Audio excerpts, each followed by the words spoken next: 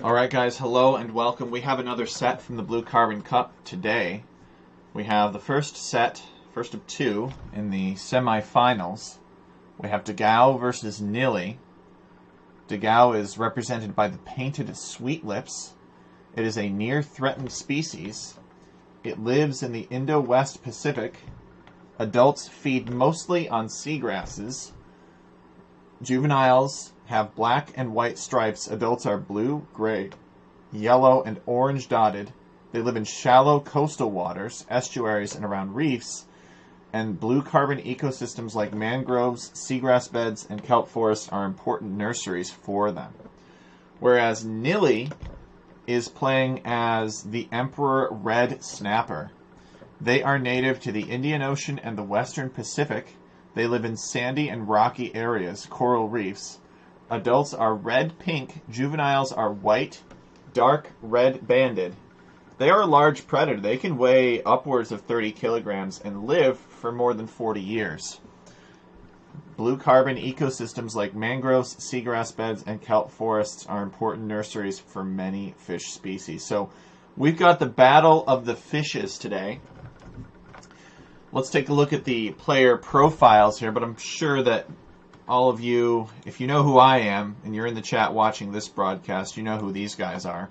Dogao is currently number 9 on the ranked ladder overall. Like, of all of the thousands of people that play this game, he is pretty close to the top. He's number 9. And Nili is number 87. So they're both very good players, but Dogao definitely has an edge in terms of ranked skill. So we have their set today. It is a best of 5, and let's get right into it now that we've gone over the spirit animals and we've shown off their profiles.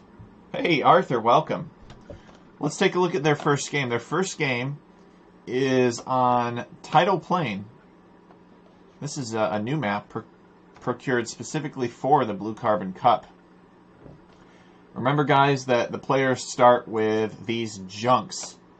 These junks are a hero trade unit. This junk collects 4 times the normal amount of gold as other trade units. You know, one of the things that I miss from Age of Empires 1, as we see Nili coming out here to build a mill. He's actually building a mill before a lumber camp. So he needs some food, and he needs it fast. And he's going to take these turtles. I'm not sure what the motivation is. Could be that it's some kind of lightning man-at-arms build, and he needs the food for it. Or it could be a fast castle. We'll have to wait and see. Dogao basically doing the same thing. Same strategies, same Japanese mirror matchup, which is unfortunate. But the players think that they've figured out this map. I guess we'll see. Unfortunately, there's not enough Blue Carbon Cup to really know. Although we do know that Japanese have been very popular on this map. I don't necessarily think they're the best, but we'll have to wait and see. I do have a prediction, though, and that is that Japanese will win this game. Nili coming in here. He's going to spot the mill. Yeah, he sees the mill. So that is duly noted. And Nili is chopping his stragglers. I believe that Dogao is doing... No, Dogao is not doing the same thing. He doesn't have nearly as many on wood. Okay, he's building a lumber camp now. Nili has not yet built a lumber camp as far as I can tell. He's still taking the box turtles. Yeah, Japanese will win. Very, very good prediction, Arthur. I also predict that Japanese will lose. I can make 2 predictions. I'm that confident. But I was going to say that I miss in Age of Empires 1 where you had to give up a resource in order to get another resource. I'm wondering if it's possible to do something like that in Age of Empires 2, where maybe your trade carts carry away resources in exchange for some gold. That could be interesting. Now, as to whether or not it would affect the enemy players, resource total, probably not. Somebody's trading with you, you can't, unless you stopped it somehow. That'd be kind of cool. Maybe the trade in Age of Empires 2 could be redesigned so that instead of giving nothing and getting something. I guess they said the nothing is goods that are made by your empire at your market. Whatever. Whatever that means. So basically, instead of going out and offering nothing and coming back with gold, maybe you have to offer some resources, but maybe it's less resources than the gold that you would bring back. So, and that ratio depends on the market exchange rate. So the minimum market exchange rate is 14 if you don't have guilds, meaning that when you sell 100 resources of something, you'll get 14 gold in return. Nili is bringing in his rhino. But maybe it can be expanded from that, right? Maybe the further away the market is, maybe you start going up from 14 and maybe you get up to like, maybe you could get all the way up to 100. You could trade 100 for 100 if the market was far enough away and those resources were that badly needed over there. I'm not really sure. I'd have to think about it a little bit more. As Dogao is building a barracks, and he's getting loom, and I think he's got feudal age queued after this. Yeah, he's got feudal age queued. So he's doing a 20 pop build. Nili doing the same. They both have very low amounts of idle time. Nili with 6 seconds and Dogao with 3. Nili sending some more villagers out to a lumber camp. So basically they've practiced the same build order. They're the same civilizations doing the same strategy, which is unfortunate. But maybe they will add to it somehow. Maybe they'll give it their own unique flavor. I guess we'll have to find out here. You know, I think it's really very unfortunate that Capture Age is so resource intensive and excludes a lot of people. I was tempted just to cast without it, but it is a really nice thing, and I'm grateful that I can use it freely. The people at Capture Age allow me to do that, and so do the people who donate to Capture Age, basically to sponsor their efforts. Alright, so here comes Dogao. He's moving out across the map. He's got some militia. He is researching the feudal age. It looks like he's going to have the resources to get man-at-arms. Nili has 2 militia. Where's the third? Where's the third militia from Nili? It looks like he only has 2. Did Nili only decide to make 2? Alright, so Dogao hits feudal age. These militia are going to be upgraded into man-at-arms. Nili hits feudal age. He is going to get Town Watch to help himself defend. I don't know that Nili sees these man-at-arms coming. This could be very bad news. Dogao's scout is here. Nili is distracted by what he's doing over here. Doesn't realize that these are Japanese man-at-arms. You do not want to fight these. Nili taken off of his lumber camp, chasing the scout. He has to quick wall here and here. He's going to lose a second villager to these man-at-arms, which is a very big deal at this level. And Nili's going to have to come over here and build a lumber camp, and that's what he's doing. Build a lumber camp and then small wall it in. He's built a dock, and I guess the players are trading with each other. No, they're not, because Dogao has no dock. Nili stealing some water buffaloes. Spearman manages to get them back. This scout might be able to doink that spearman, actually. He's pretty low health. Nili's paying attention. I guess he just doesn't want to take that fight. So far the edge goes to Dogao. He killed 2 of Nili's villagers with a man-at-arms rush. And I don't think Nili did any damage over here. He did the 2 militia drush. I think maybe Nili was planning on going... Oh, okay, I guess we've got an archery range, so maybe it's archers? Tell me he's done quick walling here. Okay. Alright, good. I feel really badly for Nili if Dogao got in here, too. We want to see as many games as possible. We don't want this to be easy for any player. Uh-oh, Nili needs to repair this. Japanese man-at-arms, they attack so fast. Maybe he needs a demolition raft. He hasn't built one yet, though. He's low on wood. Been struggling to take wood. Okay, he's building a preemptive tower here on his gold and on his wood to keep it safe. And he's going to have to babysit this to make sure the man-at-arms don't come through, which is pretty annoying. What do we got going on over here? Okay, we do have a fire ship working on Dogao's villagers. Scout running circles. That fire ship can just burn the spearmen. Spearmen get bonus damage against ships, but that spearman is too weak. There were not enough. So Nili taking Dogao off of box turtles, which is a good win for him. He needs that. Okay, they are trading. Dogao has built a dock, so he's going to be able to make naval units of his own. And I don't know what happened here, but it looks like Dogao did get in. I was afraid of this. And he killed some villagers. So now Nili is 5 villagers behind. But he's killed... So technically, Dogao has killed 7 and Nili has killed 2. But still, being 5 villagers behind is a big deal at this level. I don't exactly know what Nili killed. I think it was villagers because I don't see any fishing ships out here. I'm not really sure how a fire ship could kill 2 villagers in that space of time, but apparently it must have, because I don't think it was a fishing ship. Nili retreating back. He wants to burn down Dogao's Dogao's junk. But this lumber camp not working out. Dogao got so much value out of those 3 man-at-arms. It was definitely justified.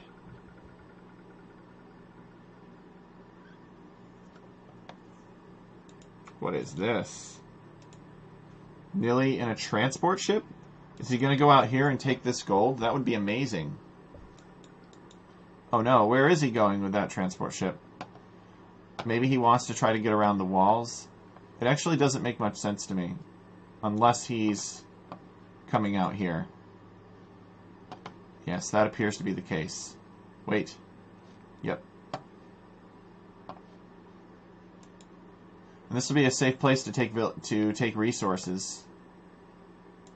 And there's some relics out here too.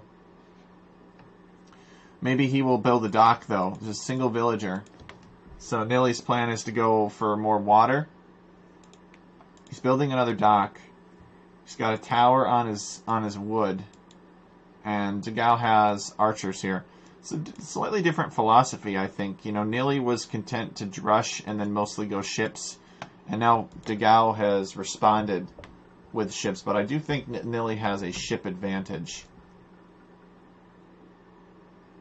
At least he's got 2 docks. Dogao only has 1. 3, actually, if you count this one. So Nili's going to secretly fish boom out here, and we'll see if he gets away with it. Maybe Dogao will scout it, and he will try to contest it. Nili's fire ship burning some archers. Dogao continuing to make fire ships from his single dock. Dogao is building a market, but he doesn't have the resources to click up.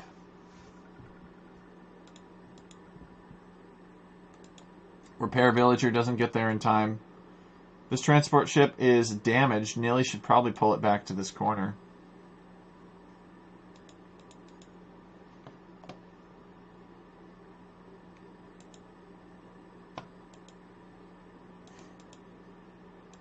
Fire ships tend to have large pierce armors, and this army is starting to get pretty big. So Nili's other fire ship will go down here. Dogao is able to click up. He must have gotten the resources rather quickly. Maybe he used the market. Nili is nowhere close. So Nili will probably resign after he sees that Dogao has hit Castle Age. But we'll see. Dogao just getting the damage in with those man-at-arms, and then it snowballs from there. Goes to show that the map is more aggressive, perhaps, than Nili's Reckoning.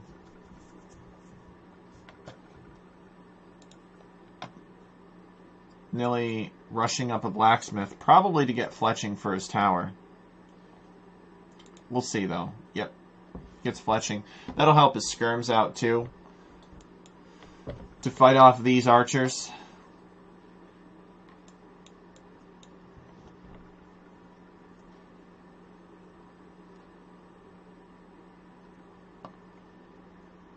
Let me know if it's not loud enough, guys, if you can't hear the sounds in-game.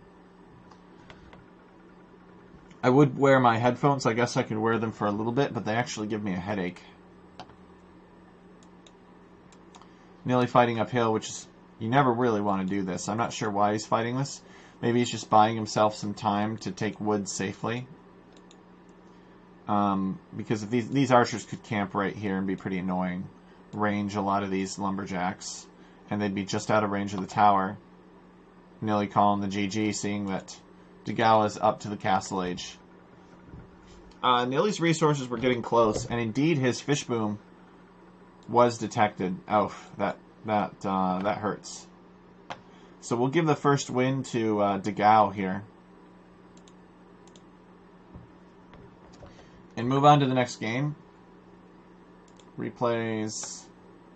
Okay, the next game is Typhoon.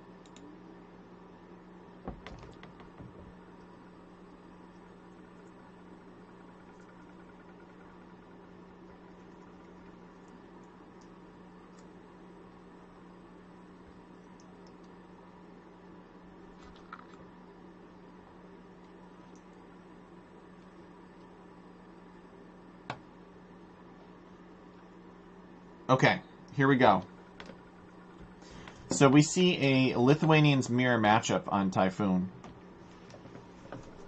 Ouch. We have seen Lithuanians played on this map before. They are quite popular because they are a good hybrid civilization.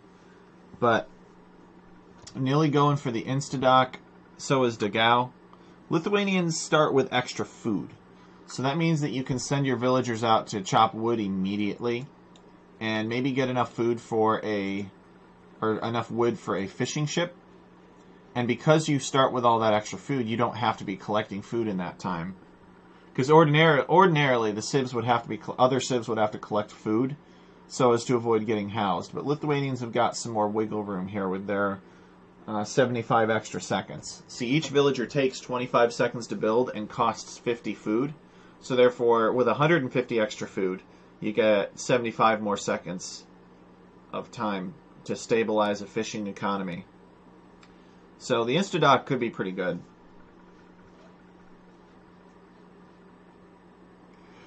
I don't know that the Lithuanian bonus was really intended for the Instadoc when they gave them the extra food. I think they gave them the extra food because they're like, okay, you know, this is going to be a good cavalry civ. We want to make sure they have a very clean scouts build. We don't want people to force drop off, so we're going to give them this extra food instead to help make their build a little bit cleaner and make sure they can get their scouts out on time. And people found other ways of using it.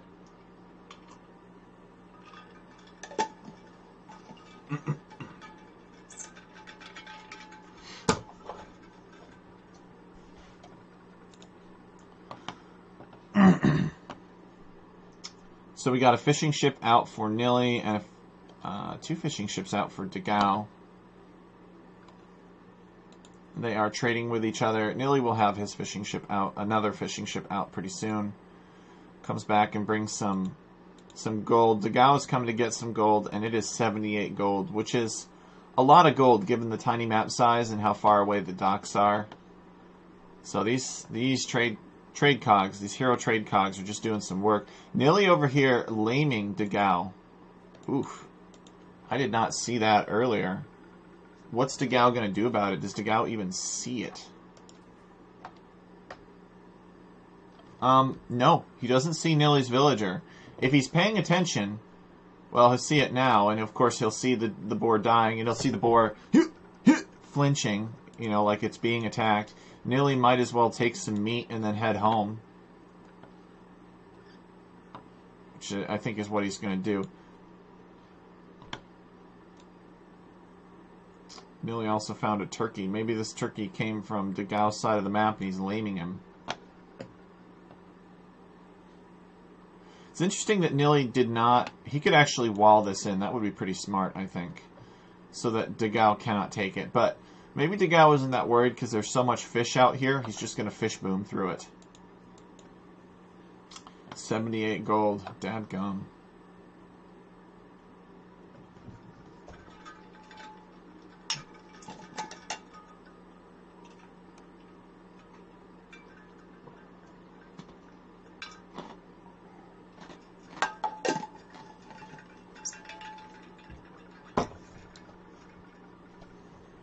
Alright, so there goes Nili. He has lamed Dogao, and the villagers walking home with 35 meat. You know, if he were Goths, he could have come over here with 6 villagers and just taken all of the meat off of the boar and then just gone home. I think we've seen Goths on this map, too. Goths can be pretty insane.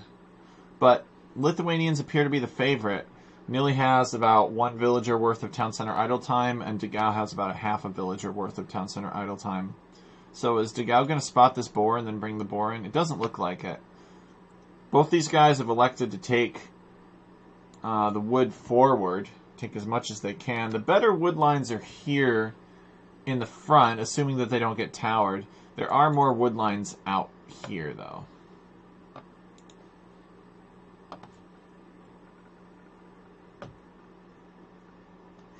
Barracks coming up for Dogao. He is 1 minute away from the feudal age. Actually, Nili is going to be up first. And Nili will probably spam towers here, but we'll see. I don't know that Nili has gone on a stone finding expedition. All the stone is in the outside ring.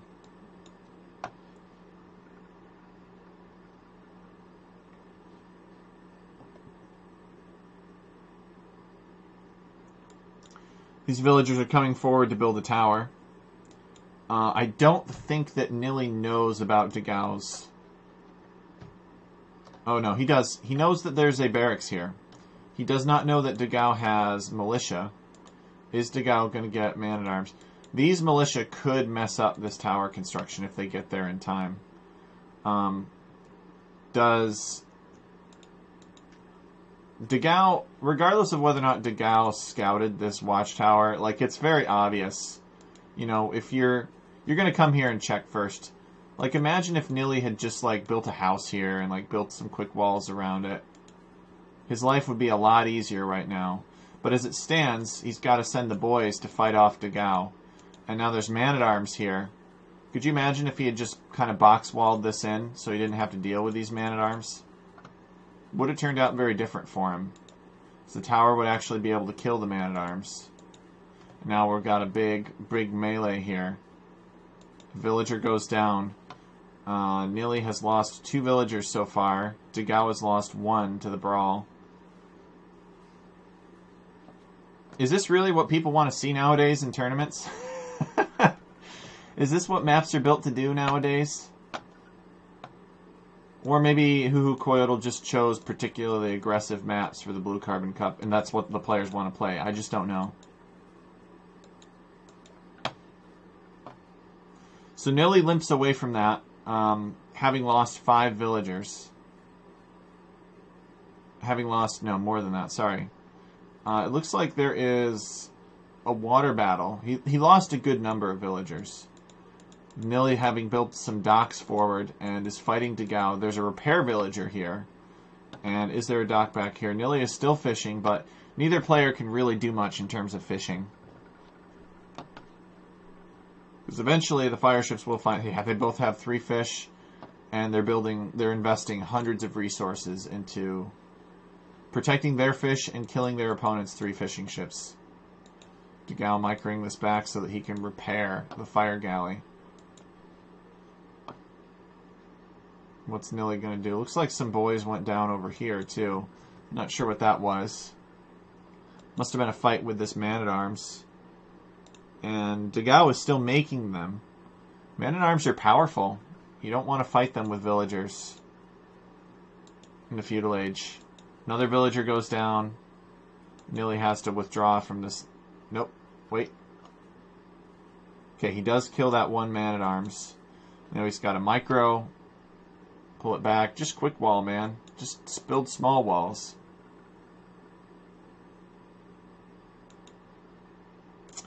I don't know. Maybe it's the philosophy that the tournaments can't offer enough prize pool. You know, that people won't sign up for it if the games are going to be long. And Nili calling the GG. Well, you know, GG, well played. Either of these players would destroy me on the ranked ladder. I don't mean any disrespect. It's just disappointing to see 2 games that are basically less than 15 minutes. But maybe that's all the Blue Carbon Cup can afford out of these players. Another win goes to Dogao. So, I don't know if we're going to see 5 games, guys. Dogao is really strong. Yes, I agree. I think the Man-at-Arms is the smart play. Nili's fire ships having been cleared up here.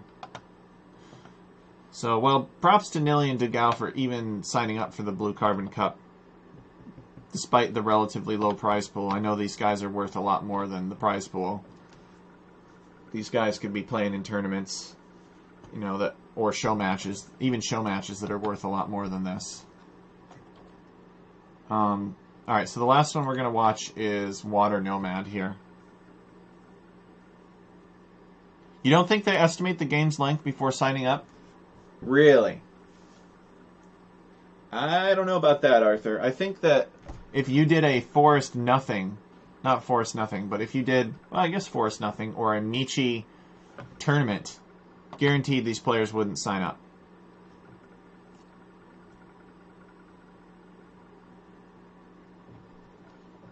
I guess that's true. Not a lot of people looked at the maps before the first match. So now we got Water Nomad. We have a Vikings mirror on Water Nomad. Dogao versus Nili. Again, I like both of these players. I like this tournament. But, come on. Water Nomad should not be played competitively.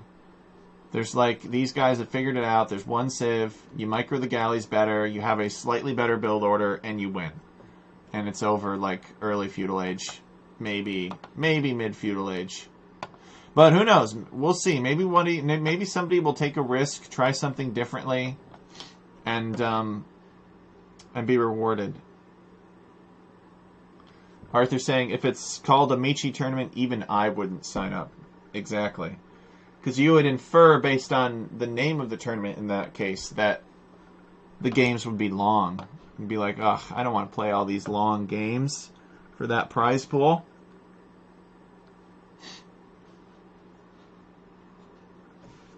But Alchemy League Season 1 is going to be top-notch.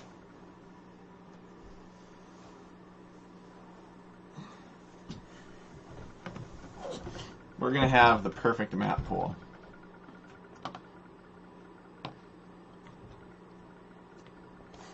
Although I've heard today that there's some speculation that the new DLC will be out before the submissions for the map contest are due. So some people are saying, you know, I'll use new terrains and new objects and new features to make my map, which could be pretty cool. Could you imagine if people introduced new types of cliffs or new types of this or that? It could be pretty fun to have that exhibited in the Alchemy League. They're trading with each other. Nili following, okay, here we go. Somebody was following somebody else to figure out where the dock was. One of these junks is significantly injured. Must have run under some town center fire. Dogao with a big lead in villagers. Must have found a good docking location, was able to build some ships quickly. Nili has about a villager's worth of town center idle time, which means he's going to be a villager behind Dogao, plus any fishing ship disadvantage. Yeah, probably not. Just maybe some new civs or campaigns.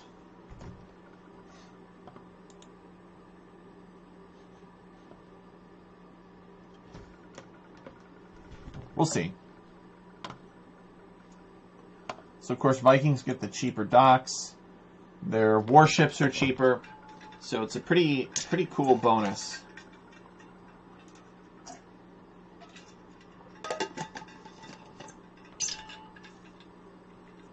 Military units that pick up relics. I don't know how I feel about that. There's a reason why only monks can pick up relics. It makes monks weaker. It's just one more thing that erodes the value of monks. I remember in AoE 1, like, monks were so much more powerful than they are in Age of Empires 2. Like, mass conversions were a serious thing. People would be like flooding the map with priests, converting everything. It was amazing. And nowadays, if you go monks, you're a fool.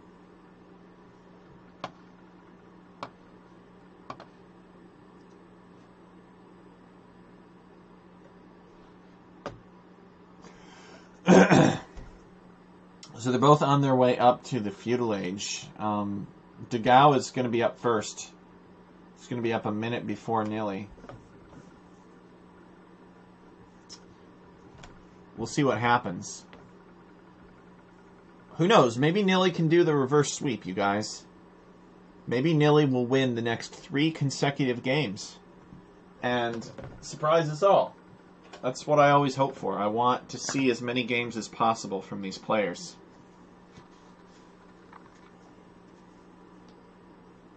We just gotta wait and see. They're certainly trading with each other. Accumulating some good gold. Alright, so Dogao is building a second dock, and he is building a blacksmith here. And Nili is going to be up in 40 seconds. He has already built... He's actually got 3 docks here. Am I missing a dock from Dogao? Yeah, okay. Dogao's got 3 docks as well. It should be relatively, capable of doing the same things. Oh, actually, look at this. Dogao has 4 docks. He's not messing around. Dogao can taste the victory. He wants to get Nili out of the way. Nili should totally stonewall. He should stonewall this off. Should stonewall this off. Stonewall that off, and stonewall that off. Wouldn't that be cool? You saw somebody do like a fast stonewall build order, and their opponent couldn't get in until Castle Age. Alright, we got galleys coming. Now this... Nili is going to want to definitely play as long as possible here. Even if he feels like he's on the back foot, he's definitely going to be testing to see how long he can hold out. So if it looks like Nili's on the back foot and you think, oh man, this is Nili, why isn't Nili resigning? Remember that Nili is down 2 games, so it makes complete sense for him to fight for his life here. So Nili did get a little bit lucky in the sense that Dogao had some ships, and he came in and he was like looking for what Nili had, but he could not find Nili's lumber camp. Nili's lumber camp is actually over here. So Nili kind of lucked out in that regard. Oh, Dogao gonna shoot the water buffaloes. No. Dogao basically was faster up to the feudal age and it didn't do him anything. So Nili has already gotten fletching. Dogao has gotten fletching as well. Another wave here is 4, and then a few more trickling behind it. Nili is definitely ahead, or Dogao is definitely ahead in numbers here in military. Nili trying to cut off these galleys. And is Dogao just going to dive this lumber camp? Oh, he's going to come and hit the fishing ships first.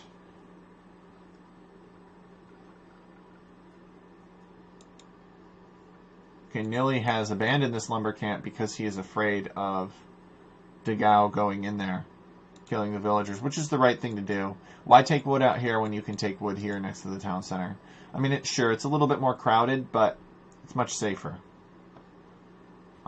Big thing for Nili is he's going to need to take gold, and he does not have... Actually, yeah, he doesn't have anybody on gold. He's got 1 on gold, and that is his junk right here. This junk has been trading and giving Nili gold, and without that, he will not be able to sustain galley production. Let's see if Dogao has gone on gold. Yes, Dogao is on gold. He's building stone walls to keep his economy secure, and so Nili needs to get a mining camp up like immediately. He's already starting to come out to this gold here. Where are Nili's food collectors? They are here under his town center, some of them. And then I guess he's got some ships somewhere else too. He's got some ships up here. There we go. So Dogao with 50% more galleys than Nili. Notice how I said more galleys and not war galleys. War galleys are the Castle Age unit.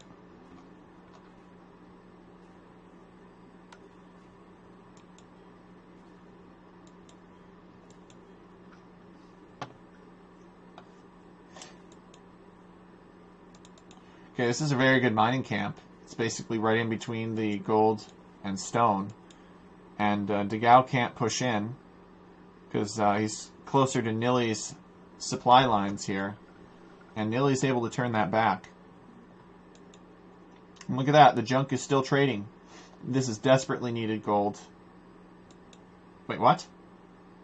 Oh, I thought it had 95 gold. I guess it only has 73. Drops that off. And Nili spends it. Wait, no, he hasn't dropped it off yet. Come on, drop it off. Nili's going to need to spend that gold immediately. He probably will. Watch. Drops it off. Collects a little bit more. I guess, nope, he hasn't spent it yet. Nili coming out looking for damage. He's not going to find it. Dogao has stonewalled. Actually, Dogao needs to stonewall this. Otherwise, Nili could get in that way. We'll see if he can. Dogao finally chasing down and destroying the junk. I think Nili's going to get in here. Maybe what Dogao did was he clicked, and because the villagers couldn't path, he assumed it was closed. But ships can still get in here, and Nili is going to get some nice juicy villager kills. Look at this. This is a much needed win for Nili at this point in the series. He's going to send that one galley to chase this lady down. Dogao having to come back to address it. Now Nili can flee and maybe use these ships to raid again sometime later. So Nili really needed that. He was pretty far behind. Dogao building a market, though. He's going to sell a little bit of food and then click up to the next stage.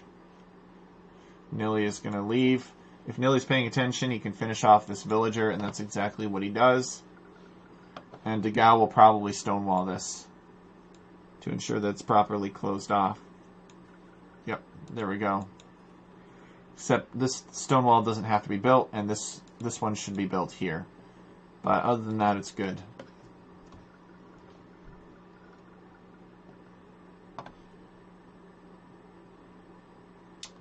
Let's take a look at their military count. Nili has 15 and Dogao has 16. Dogao has he stopped producing? No, he's still producing. I think Nili is as well.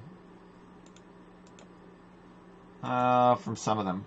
Nili needs to click up, and he knows it. He's building a market, and with that market, he'll have the buildings to click up. Market, blacksmith. He'll be able to click up. He might have to buy a little bit of food, but it's important not to fall too far behind. His opponent is already only a minute out from Castle Age. So Nili coming this way looking for some damage. He's buying food, and he's going to click up. Nili's town center has been much more idle than Dogao's. Come on, Nili. There we go. Alright, so he just has to survive for 2 minutes with Dogao in the Castle Age. Can Nili do it? Can he survive for 2 minutes once Dogao hits Castle? So this is a weak point in the wall of this house. I don't know that Nili is going to test it. Dogao hits the Castle Age. Nili is on his way up. It's the last game of the set. Nili will not, he won't call it here. But Dogao does have a big advantage over him right now. Nili's going to harass these lumberjacks. He's going to try to build as much of a ship mass as possible. These are about to be war galleys with bodkin. And this wood line is further away now, so it's going to be harder to keep these villagers safe. Nili losing a villager. Garrisoning his town center. These ships are going to have to draw back, but they can go around this this forest here and hit the goal from the other side. And without any villagers on this gold, Nili will have no gold. Suppose he could stonewall up here and try to block that in.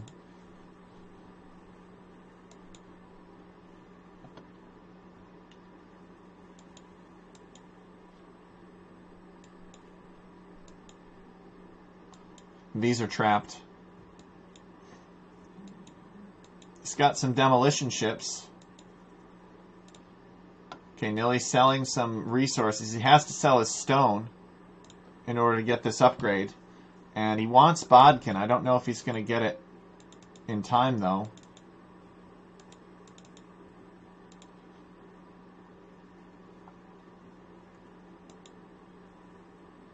Demolition ships go down.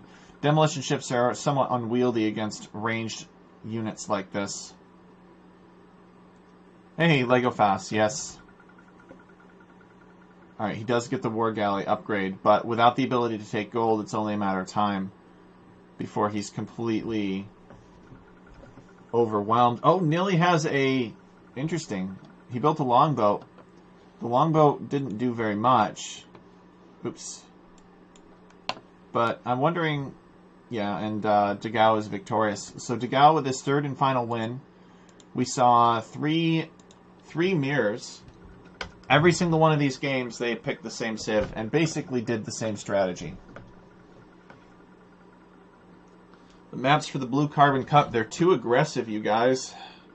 They're too aggressive, too snowbally. That's my opinion.